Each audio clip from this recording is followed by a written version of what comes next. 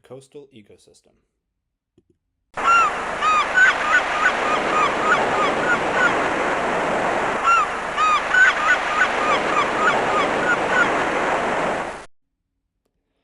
The sounds of the ocean always make me feel a special type of way.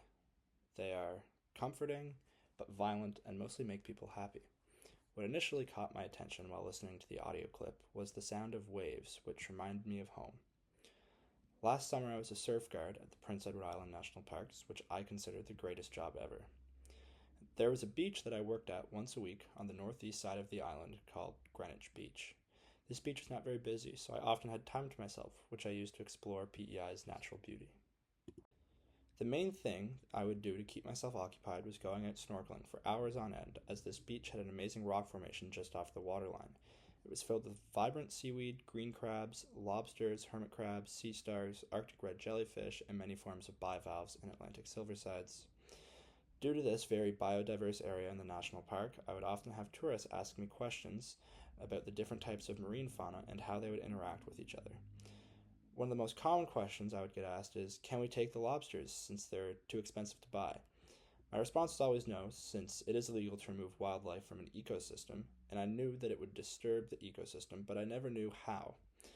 According to Moles and Lawson, the removal of species from a food web can have impact on more than just the species removed.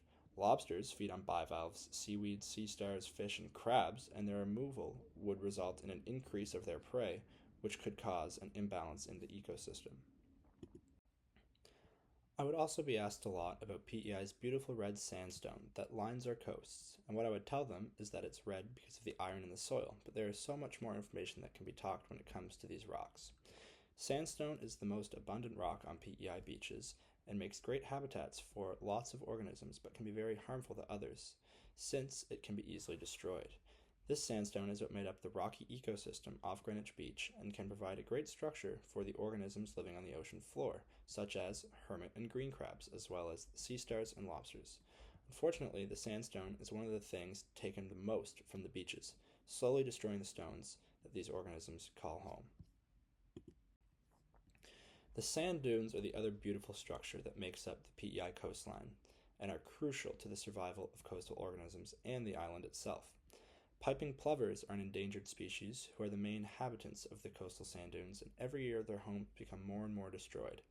The main reason would be from the post-tropical storms PEI gets almost every year, but that can't be controlled. One thing we can control is staying off the sand dunes, since human traffic can be very harmful towards them. Miram grass is killed with only 10 footsteps according to the Government of Canada, and their roots is what keeps the sand dunes together. These dunes are beautiful to look at, and are huge compared to the low ground of the beach, but it is never worth walking all through them.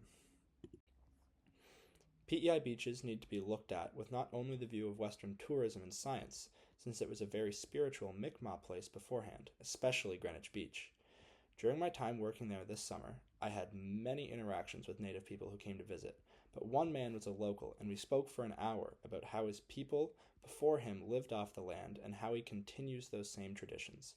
He mentioned how their way of life was centered around making as little disturbances in the ecosystem as they could, treating everything as equal. That really resonated with me, and I feel that everyone should be taking those initiatives in their everyday life, since it would lead to a better future for not just humans, but all living things.